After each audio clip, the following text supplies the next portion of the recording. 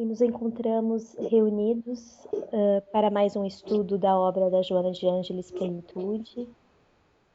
Agradecemos a Deus, a Jesus, a todos os amigos espirituais que nos auxiliam neste estudo e pedimos que pelas suas misericórdias nós possamos realizar esse estudo na medida das nossas possibilidades, com muita alegria, com muito amor e com muito espírito de colaboração, alegria de poder estar aqui contribuindo com o pouco que sabemos e aprendendo muito mais com o estudo que fazemos juntos. Muito obrigado, que assim seja. Que assim seja, graças a Deus. Obrigada, Ariane. Então, continuando o estudo do livro Plenitude, né, de Joana de Ângeles, psicografado por Divaldo Franco, nós estamos finalizando o capítulo 3, Origens do Sofrimento. E nós paramos, então, no desejo. Né? Para continuar com esse tema, nós vamos dar uma olhadinha no Livro dos Espíritos, né? Livro dos Espíritos de Allan Kardec, o livro 3, o capítulo 17, das Paixões, a questão 907. Nessa questão, a pergunta é a seguinte: visto que o princípio das paixões está na natureza, ele é mau em si mesmo? Resposta: não. A paixão está no excesso acrescentado à vontade, porque o princípio foi dado ao homem para o bem, e as paixões podem levá-lo a grandes coisas, sendo o abuso que delas se faz que causa o mal. Então, nós começamos com essa questão do Livro dos Espíritos para entender o contexto onde a Joana fala, né, sobre o desejo gerador de sofrimento. E no próprio livro, na página 37 de Plenitude, nós temos a seguinte frase: o desejo é um corcel desenfreado que produz danos e termina por ferir-se na sua correria insana. Então aqui o desejo aparece como uma paixão, né?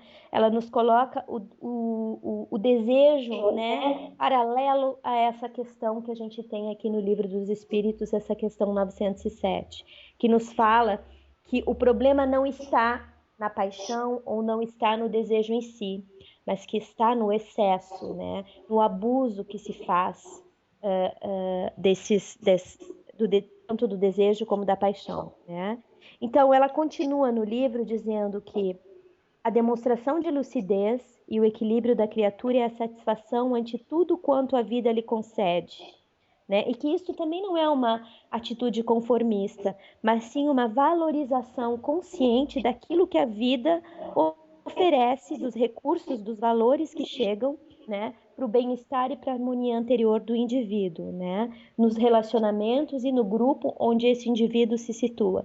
Quer dizer, né, o desejar, o querer crescer, né, o aliar a vontade ao desejo não é um mal em si. O que faz com que seja um mal é quando esse desejo vai exorbitar, né, que vai gerar o sofrimento, porque ele vai tornar-se uma emoção perturbadora forte que vai desarticular, que vai provocar o desequilíbrio no indivíduo e no meio onde ele está inserido, né? Então, o que nós vemos, tanto com relação a essa emoção desejo, como as emoções que nós podemos colocar nas paixões, né? O problema não é na emoção em si, mas no excesso, né? Na forma desenfreada como que nós deixamos essas emoções tomarem conta de nós. É como se fosse uma inversão, né? Não é a pessoa, não é o indivíduo que vai direcionar essa emoção, mas é a emoção que toma conta do indivíduo e que acaba direcionando o indivíduo nas suas decisões, né? Então, o que ocorre nesse caso é uma inversão, né, entre aquele que é o tomador da decisão, né, que não é mais o indivíduo consciente que toma a decisão, mas sim a emoção que atua de forma exagerada, fazendo com que o indivíduo tenha uma visão deturpada da vida, exagerada, e por consequência, né, vai sofrer o sofrimento gerado dessa distorção, né? Através dessa distorção, dessa visão distorcida, né? Então, na realização edificante, o desejo tem que ser conduzido com equilíbrio, é o que a Joana fala aqui no livro, né? A fim de não impor necessidades que não correspondem à realidade. Então, onde é que está o mal, né? O mal está no exagero, né? Da gente não levar o desejo, não aliar a nossa vontade, a emoção do desejo, com aquilo que está ao nosso alcance na vida, né? E aí a gente pode ir um pouquinho mais longe também da nossa realidade, né? Será que nós temos consciência realmente da nossa realidade material, espiritual e emocional? Será que nós vivemos centrados no nosso eixo do ego, self? Será que nós temos condições de hoje analisar a nossa vida e saber fazer as questões corretas com relação a ela? Né? E as questões corretas seriam, né? Não do porquê, né, do contexto onde nós estamos, não do porquê das coisas que nós vivenciamos, mas do para quê. Para que eu tenho esse desejo? Em que este desejo vai melhorar a minha vida? Onde eu vou nesta direção? Né? Essa direção vai me levar para que caminhos? Né? Então, através dessas questões, que são as questões de saber para que nós estamos aqui, né? Não o porquê, mas o para quê, e qual é o caminho, né, que essas emoções estão direcionando na minha vida, ou que eu estou direcionando a minha vida através dessas emoções, é que nós vamos poder viver essas emoções com equilíbrio, né? Ou pelo menos centrar, né, os nossos objetivos e a nossa vontade. Voltando para o Livro dos Espíritos, na questão 908 até a questão 912, essas questões do livro 3, capítulo 17, tratam exclusivamente sobre as paixões e elas merecem ser estudadas com calma, porque elas nos trazem informações muito interessantes. Nós não vamos aqui nesse estudo detalhar todas essas questões, mas nós convidamos a todos aqueles que escutam, que participam do estudo junto conosco, de estudarem a partir da questão 907 até a questão 912. Eu só vou tratar um pouquinho mais da questão 908, que pergunta: como definir o limite em que as paixões deixam de ser boas ou más? Né? Para a gente fazer uma ligação, então, com isso que está dito no livro Plenitude. A resposta: as paixões são como um cavalo que é útil quando está dominado e que é perigoso quando ele é que domina. Reconhecei, pois, que uma paixão torna-se perniciosa a partir do momento em que não podeis governá-la e que ela tem por resultado um prejuízo qualquer para vós ou para outrem. Né? Então, aqui na nota, né, Kardec ainda vai mais longe quando ele responde, os espíritos respondem, né, que as paixões são alavancas que decuplicam as forças do homem e o ajudam na realização dos objetivos da providência. Mas se em lugar de as dirigir, o homem se deixa dirigir por elas, cai nos excessos e a própria força, que em suas mãos poderia fazer um bem, recai sobre ele e o esmaga. Né? E mais adiante ele ainda fala que as paixões têm seu princípio num sentimento de necessidade natural, portanto não é um mal em si, né? E está ligado às condições providenciais de nossa existência, né? E que mais uma vez aqui falando com relação ao que nós já observamos no livro da Joana, que existe, o desafio está no exagero, né, da necessidade ou desse sentimento, né? Está no excesso e não na causa. Né? Então está nessa visão distorcida que nós colocamos nessa emoção, certo? Mas nós podemos ir mais além ainda, né?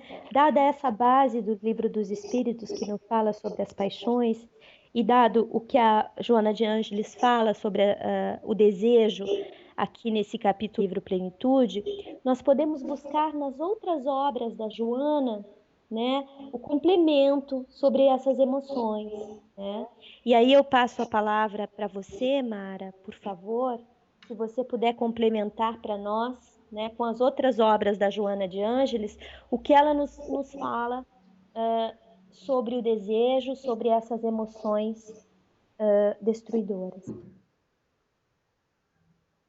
Joana vai nos explicar em Dias Gloriosos, no capítulo 29, ela fala sobre o despojamento.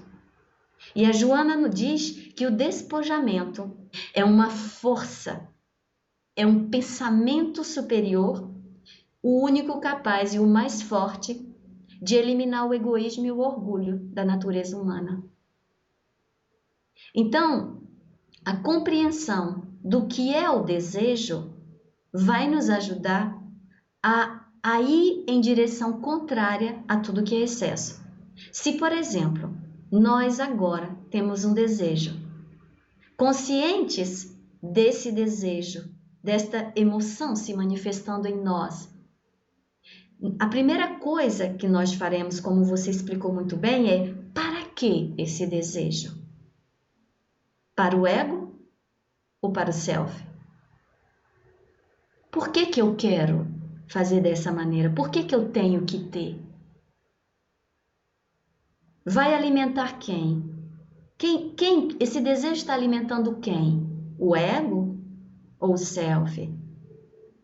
Quem sairá feliz nessa situação? Compreensão do que é essa energia que se chama desejo nos ajudará a controlar, porque se eu não compreendo, não tem como eu trabalhá-la. E é onde a Joana e o próprio Miramês, em Horizontes da Vida, né, no capítulo 30, ele diz: norteando atitudes. Ele nos ensina, Miramês, neste livro, que nós vamos observando os nossos pensamentos, nossos desejos, nossas paixões, e nós, no instante presente, observando qual a direção deles, nós vamos direcionando esse cavalo selvagem. Mas se o meu desejo, se a minha intenção é egoísta, que é o que diz a Joana no capítulo no livro Dias Gloriosos, no capítulo 29, Despojamento, se o meu desejo, a minha intenção, ela é egoísta, nesse caso, as energias, princípios inteligentes que eu estou convidando no universo para formar esse meu pensamento, que depois se materializa em ações na vida corporal, ela vem com a mesma mensagem. Ela vem com esse propósito e eu fico prisioneiro dele ou dela, desta energia, desses seres, desses princípios inteligentes. E aí, Ariane, se você me permitir, antes de eu te passar a palavra, nós iremos ver nesta questão formidável, maravilhosa do Livro dos Espíritos, a questão 919. Então, nessa questão 919, Santo Agostinho nos convida a diariamente, à noite, na hora de nosso repouso físico, nós possamos olhar o nosso dia, observar nossas ações, pensamentos, sensações, emoções, observar tudo o que fizemos. E aquilo que não foi equilibrado, aquelas atitudes que não foram equilibradas, aquelas emoções que se manifestaram de maneira errônea, ele nos convida a uma reavaliação e uma nova proposta. Ele diz exatamente isso. Ele nos convida, pelo pensamento, diariamente, a uma nova proposta superior, se nós observamos ações equivocadas durante o nosso dia. E ele diz, se nós agimos corretamente, nesse caso, mantermos essa proposta e continuarmos nesse caminho, mas cada vez melhor. Então você vê que nesse ensinamento tão simples, Santo Agostinho nos dá a chave da compreensão do que são as emoções, o desejo, por exemplo, as paixões. Eu observo diariamente como é que a minha vida está se encaminhando. como é que os meus desejos, as minhas emoções, meus sentimentos estão orientando o meu universo. E para terminar em relação a essa questão 919, que nós convidamos a todos a estudarem diariamente, nós vemos que não é por acaso que seja Santo Agostinho que trabalha essa questão 919. Santo Agostinho foi o filósofo considerado, né, o maior teólogo, filósofo, é considerado não só na Igreja Católica, mas um dos maiores filósofos que a Terra conheceu. Também foi um dos seres que mais conheceu o que é a paixão, o que é o desejo e onde ele manifestou.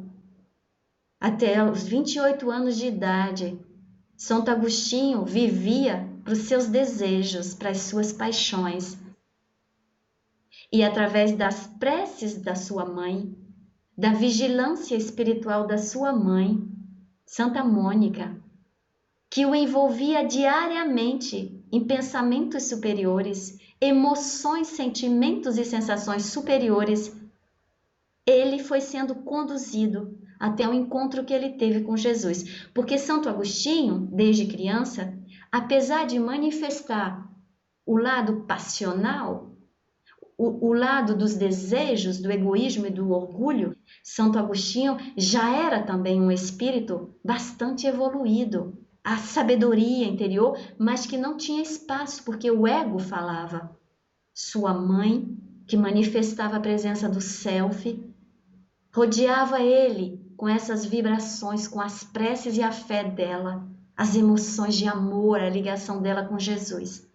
E aos 28 anos de idade, quando Santo Agostinho se entrega a Jesus, uma das primeiras frases que ele vai dizer: você venceu, mãe. Você conseguiu. Eu me entrego, eu dou a minha vida agora a Jesus. Santo Agostinho, a partir do momento que ele se converte e que ele passa a dar a vida dele para Jesus, ele compreende o que são as paixões, compreende o que é o desejo. Ele, inclusive, no livro Confissões, nós podemos estudar com muita atenção esse livro que é maravilhoso. E como ele sabia que ninguém muda do dia para a noite e que essa natureza, que o ego ainda falava nele, o que ele faz a partir do momento que ele se entrega a Jesus? Ele terá cuidado. Ele vai passar a ter muito cuidado e até o final da sua vida, ele nunca mais vai se encontrar com uma mulher sozinho, sem a presença de um terceiro. Porque ele sabia que essas vibrações, que esses estados vibratórios, que as emoções dele, como as emoções dos outros, os desejos que ainda habitavam o seu ser, como o desejo que habitava o dos seus semelhantes, podia ainda dominar. Ele poderia ainda cair mais uma vez, porque ainda não tinha se despojado completamente destas dependências. Então, o que ele vai fazer? Com muita humildade, com sabedoria, ele vai dizer: como a tentação ainda vive em mim, porque o meu ser físico, ele fala em Confissões sobre isso, o ser físico, o meu corpo tem desejos. Ele faz e aplicar a questão 912, abnegação de si mesmo. É o que ele faz. Eu acho que a gente ainda pode ir na questão 605, porque você falou da natureza, né? Da natureza, do instinto que ainda, das paixões e da natureza que ele tinha dentro dele ainda, né? Então, para confirmar isso, eu acho que a gente poderia dar uma olhadinha na questão 605, que trata exatamente disso, né? A questão 605 do Livro dos Espíritos, livro 2, capítulo 16. Questão: considerando-se todos os pontos de contato existentes entre o homem e os animais, não se poderia pensar que o homem possui duas almas, a alma animal e a alma espírita, e que se não tivesse esta última, ele poderia viver como um animal? Em outras palavras, que o animal é um ser semelhante ao homem, menos a alma espírita? Não resultaria disso que os bons e os maus instintos do homem seriam efeitos da predominância de uma dessas duas almas? Resposta: não. O homem não tem duas almas, mas o corpo tem seus instintos que são resultado da sensação dos órgãos. Não há nele senão uma dupla natureza, a natureza animal e a natureza espiritual. Pelo seu corpo, ele participa da natureza dos animais e de seus instintos. Por sua alma, ele participa da natureza dos espíritos. Assim, além das suas próprias imperfeições, das quais o espírito deve se despojar, tem ainda que lutar contra a influência da matéria? É a questão 605A. Né? Resposta: sim. Quanto mais ele é inferior, mais os laços entre o espírito e a matéria são apertados. Não o vedes? Não, o homem não tem duas almas. A alma é sempre única em cada ser.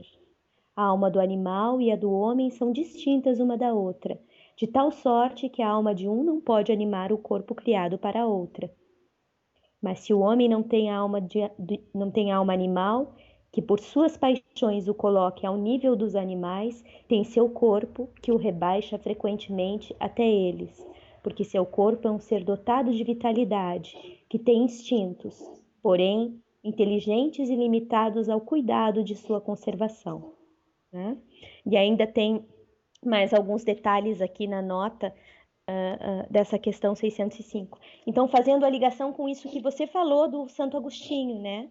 Que ele tinha consciência de que ele ainda tinha esses instintos vivos dentro dele. Então, ele trabalhava esse despojamento através do que a questão 912 nos indica de fazer, né? A abnegação de si mesmo, né? Então, ele sabia que a tentação existia nele e para não cair, né, ele evitava, né, de estar confrontado ou de fazer, né, de incentivar, digamos assim, essa tentação, né? Porque quando você estuda a questão 605, os espíritos amigos, mas também do budismo nós aprendemos, eu falo do budismo porque a Joana está estudando, né, a doutrina, né, a filosofia budista. O corpo é o templo do espírito. Mas este corpo, ele é formado de quê? De princípios inteligentes, mais uma vez, né? Tá. E esses princípios inteligentes, qual é a natureza deles? Instintiva, claro. Entendeu? Então, no caso, nosso corpo é como uma criança que nós, espírito imortal, ser pensante, orientamos. Este corpo, princípios, formado por princípios inteligentes, por vidas menores, como diz André Luiz na obra Libertação, ele diz que a matéria do plano físico, o nosso corpo físico, são formados por vidas menores, princípios inteligentes. Esses princípios inteligentes estão no nível de aprendizado instintivo. Então é por isso que, por mais que um ser evoluído, o espírito em si mesmo, a natureza espiritual, como você explicou aí na questão 605, ele esteja um pouco evoluído, ele tem que ter respeito por esse corpo, porque esse corpo ainda não está preparado para manifestar essa linguagem espiritual. Então ele vai falar através dos instintos. Por isso que esses missionários, muitos que passaram pela Terra, eles sofrem as tentações. Eles também têm que ter controle, vão trabalhar em toda uma existência seus desejos. Ninguém nasce, como diz o Divaldo em suas conferências, palestras, ninguém nasce já um missionário. Um missionário, ele se manifesta, ele vai se criar dia após dia através das escolhas que ele vai fazendo diariamente. É através das escolhas que nós vamos fazendo e que o missionário, por exemplo, vai fazendo, que ele se transforma missionário. Quando o desejo aparece e como Santo Agostinho chega um momento que ele diz, não, já não posso mais, sigo outro caminho. Então essas energias virão sempre tentar. O convite aparecerá sempre dessas energias, por quê? Porque nós estamos no planeta de prova e expiações. No planeta onde existem espíritos no nível mais superior, por exemplo, se a gente pensar em Júpiter, ou se a gente pensar num planeta ainda mais superior, a gente pode ler Revista Espírita, 1858, Allan Kardec fala sobre isso. Nesses planetas, esse tipo de tentação se manifestará bem menos. Por quê? Porque como o mal não domina, as paixões não dominam nesses mundos superiores, os pensamentos, os desejos são de uma ordem mais elevada. Então nós não passamos por essas tentações, não somos convidados, ao contrário, somos convidados a ir para desejos mais equilibrados. Por isso que durante o sono, muitos são convidados pelo merecimento ou pela necessidade, quando a espiritualidade acha necessário, muitos de nós vão ser levados, serão levados a esferas melhores ou superiores, num nível mais elevado, para que essas vibrações e as mentes dos seres superiores possam nos envolverem, e quando nós acordamos, chegamos com melhores ideias, melhores sentimentos mais elevados, manifestações na vida física mais elevadas, porque somos influenciados por essas energias superiores. Então, o princípio inteligente está em tudo. Uhum. E o contrário também existe, né? Sem O dúvida. contrário também existe, aquelas pessoas que durante o sono procuram os lugares em acordo com os seus desejos e as suas paixões desenfreadas. Claro, porque nós estamos falando de que lei de afinidade. Nós somos os nossos pensamentos. Nós somos as nossas sensações, sentimentos e emoções. Os espíritos em nosso lar, pela psicografia de Francisco Cândido Xavier, André Luiz Espírito explica que qualquer um de nós desencarnando, nós não nos transformamos, nós continuamos exatamente lá onde nós estávamos na vida física. Igualmente para dormir. Dormir é voltar um pouquinho para o corpo dorme e o espírito retorna à vida espírita. Então nós vamos para os lugares onde nós já sentimos atração, vontade, manifestamos isso na vida física. Lei de atração, lei de afinidade, ninguém foge a isso. Uhum. Então, agora que a gente já viu essa visão do micro, a gente já conseguiu ir no detalhe do que são essas emoções, do que é o desejo, de como é que isso se realiza através do nosso pensamento, que é o foco principal em nós, e como isso acontece com os outros. Vamos tentar ver o que isso implica na nossa vida diária, né? Porque quando a Joana fala aqui no livro Plenitude, essa frase, o desejo é um corcel desenfreado que produz danos e termina por ferir-se na sua correria insana, né? Então, uma vez que nós já analisamos, né, em detalhe, né, a gente pode ver agora, né, no ser consciente que nós somos enquanto encarnados, né? Qual é a proposta? A proposta seria, né, a pergunta que nós deveríamos fazer, né? Qual é a minha proposta na vida? É a vida material? Eu vivo para a vida material, para a vida imediata, agora?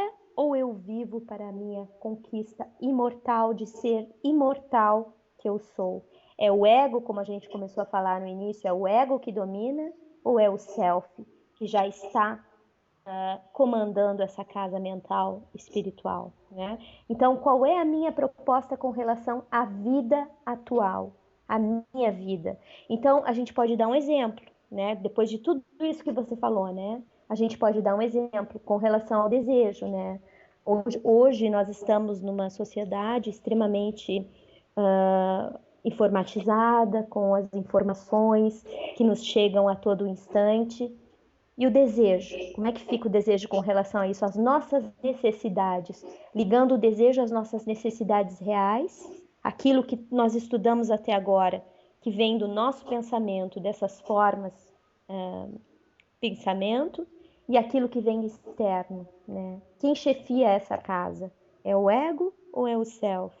Eu preciso realmente desenvolver a vontade na direção desse desejo? Ou eu estou equivocado? Na verdade, esse desejo é um falso desejo. É um desejo imposto pela coletividade onde eu estou inserida. Entende? Então, desde desse raciocínio que nós fizemos até agora com relação ao que são as emoções, ao que são os princípios inteligentes que ligam essas emoções, até o macro onde nós estamos, no meio onde nós estamos inseridos.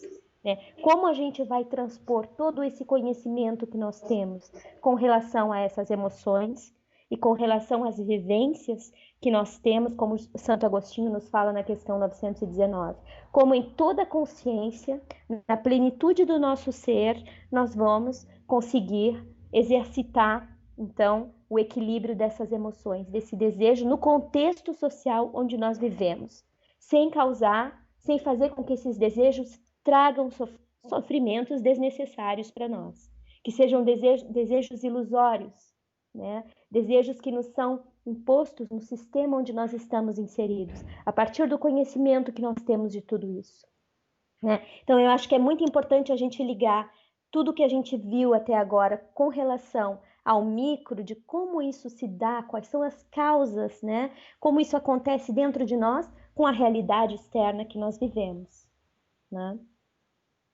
O que você acha? Sim, você tem razão. Ouvindo você, eu lembrei de um livro, de um texto da Joana de Ângeles. O livro é Momentos de Meditação. O capítulo é o capítulo 4, Ego e Eu. E a Joana, ela desenvolve exatamente o que você acabou de falar. Tudo que você falou nesse capítulo, nós encontramos as palavras de Joana de maneira sublime. E uma das coisas que você disse, que a Joana vai falar, ela diz o seguinte, eu estou só buscando aqui um minutinho. Vai lá, ele diz assim, olha só o que ela diz. São conduzidos, respectivamente, pelo teu ego e pelo teu eu. O primeiro comanda as paixões dissolventes, gerando o reinado do egoísmo cego e pretensioso que alucina e envilece. É a herança do primarismo animal, a ser direcionado, pois que é o maior adversário do eu. Este é a tua individualidade cósmica, legatária do amor de Deus que te impele para as emoções do amor e da libertação. E em seguida, Ariane, ela diz assim, sobre disfarces, que são as suas estratégias de beligerância criminosa, o ego mente, calunia, estimula a sensualidade, fomenta a ganância, gera o ódio, a inveja, trabalha pela insensatez. Desnudado, o eu ama, desculpa, renuncia, humilha-se e serve sem cessar. Jamais barganha ou dissimula os seus propósitos superiores. A resposta para mim está aí, Ariane, de tudo que você falou. Através dessa mensagem da Joana, nesse livro Momentos de Meditação, o que a gente pode analisar, o que nós poderíamos analisar com relação ao nosso contexto macro, com relação ao ambiente onde nós estamos inseridos, é com relação também à nossa compreensão, né?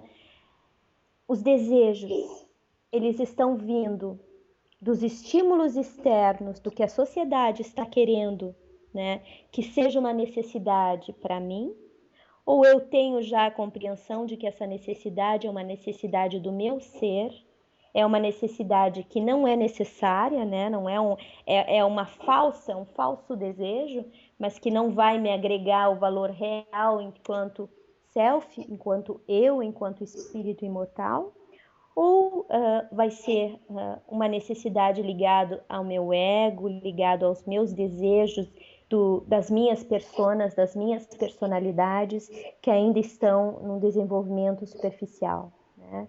E aí é que nós vamos ter aquelas questões chaves, né? Por que, para que eu necessito desenvolver, eu necessito satisfazer esse desejo, essa emoção, né? Quem comanda essa casa mental? Quem comanda? É o ego ou é o self? Né? É a parte da personalidade ou é a parte do ser integral? Né? Então, nessas questões que nós vimos 912 e 919, né, são um convite ao que a gente sempre fala da nossa reforma íntima. Mas o que é essa reforma íntima? Né? É você ser honesto com você mesmo, né? Olhar para dentro de você mesmo, fazer aquela reflexão de o desejo está ligado a qual parte? Está ligado à sua superfície, ao seu ego, ou está ligado ao seu ser integral? né? Então, para completar, nós podemos ligar tudo o que a gente falou hoje, para finalizar, com as palavras do apóstolo Paulo, né? Podemos dar uma olhadinha no livro Cristo em Nós, de João Nunes Maia, pelo Espírito Miramês, no capítulo 27, que fala da disciplina. Por favor, Mara, se você puder falar sobre esse capítulo, sobre essas palavras de Paulo. As palavras, ele diz assim: longe de vós toda amargura e cólera, e ira, e gritaria, e blasfêmias, e toda malícia seja tirada de entre vós. Efésios, capítulo 4, versículo 31. Vamos nessas palavras de Paulo, como os grandes missionários que vieram na Terra para nos ensinar o que é o amor, o bem e ajudar a humanidade a progredir, eles já compreendiam, né, a essência de toda a vida que existe. E eles sabiam que em todas estas fragilidades, cólera, ira, amargura, gritaria, blasfêmias, malícia, ele sabia que eram vidas menores, dominando e orientando o universo de cada um de nós e que só poderia ocasionar sofrimento. Então, ainda mais uma vez, nós temos aí a prova e o convite que sempre, desde sempre, tudo é vida e para o progresso de cada um de nós deverá compreender a essência das nossas construções interiores. Nós não somos somente emoções, nós não somos somente sensações, nós não somos somente sentimentos, mas nossas emoções, sentimentos, sensações, pensamentos, palavras fazem parte do nosso universo. E é esse convite que faz Paulo. Tenham cuidado, não tomem este caminho. Orientem suas vidas com virtudes maiores, porque elas dominarão o ser. Vocês serão estas virtudes a cada instante. Então, o contrário disso tudo, da ira, a calma, né? Da amargura, a alegria de viver. Malícia, sinceridade, desprendimento, despojamento, amor, que é o que Joana, Miramês, Allan Kardec, Leon Denis, tudo e todos os seres maiores nos convidam, porque eles sabem que nós seremos dirigidos por todos esses seres que fazem parte de nós. Cada um de nós deve escolher por quem ele quer ser dirigido. E a responsabilidade é um atributo do Espírito. Nós não podemos fugir às nossas responsabilidades. Então, temos que, se quisermos desde agora sermos felizes, aceitemos nossas responsabilidades, dirijamos nossas vidas desde agora. Dirijamos estes seres menores, irmãos menores, que são as nossas emoções, desejos, paixões, sensações, emoções. Nós podemos, deixemos, como você falou tão bem, o self falar, o self se manifestar através dessas virtudes superiores. E com certeza, desde o agora, nós podemos ser muito mais felizes e, principalmente, criar um planeta melhor, mais feliz, orientar outras mentes para serem mais felizes, fazer o bem, criar o bem, em vez do sofrimento. E isso é muito importante. Obrigada, Mara. Então, com esta parte, a gente encerra o estudo do capítulo 3 da obra Plenitude. E iniciamos em uma outra oportunidade, vamos iniciar o capítulo 4, que vai tratar da cessação do sofrimento, né? Mais uma vez, essa obra Plenitude, ela traz o estudo do sofrimento à luz do Espiritismo, mas também com os ensinamentos budistas, e é por isso que nós estamos trabalhando em cada capítulo as obras básicas espíritas, as obras complementares, mas também trazendo os ensinamentos budistas, né? Ligando o Espiritismo com os ensinamentos budistas, segundo a proposta do estudo do livro Plenitude, da Joana, e também trazendo, sempre que possível, outras contribuições dos seus próprios livros, né? E de outros livros, como livros do Miramês, e de outros autores espíritas ou budistas, né? Então, agradecemos a participação de todos, todos os ouvintes e todos aqueles que contribuem para o nosso estudo, desses nossos estudos, que no site jardimdelis.org nós temos, no estudo do ser, as emoções destruidoras, nós temos todas as gravações, né, dos livros Amor como Solução, os capítulos correspondentes, o Cristo em Nós, de Miramês, Momentos de Felicidade, enfim. Todos os capítulos correspondentes ao estudo dessas emoções encontram-se em áudio no site. Então, à disposição para o estudo, para serem escutados nos momentos que melhor for conveniente, que mais for conveniente para cada um de vocês. Muito obrigada. E finalizamos, então, nosso estudo de hoje através dessa prece, através dessa sintonia mental com o nosso Pai Maior, com o nosso Mestre Jesus, com a nossa querida Joana de Ângeles, que nos permite, com todas as nossas imperfeições ainda, os nossos limites, que nos auxilia nesse estudo,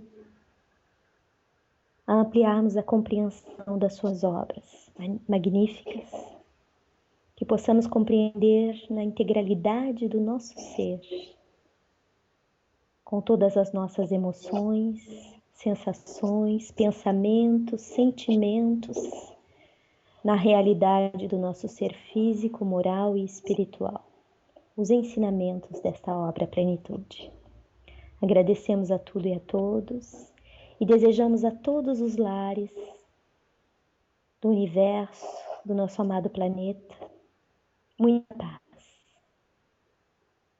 Que todos sejamos envolvidos na doce paz de Jesus. Que assim seja. Que assim seja. Graças a Deus. Obrigada, Maria.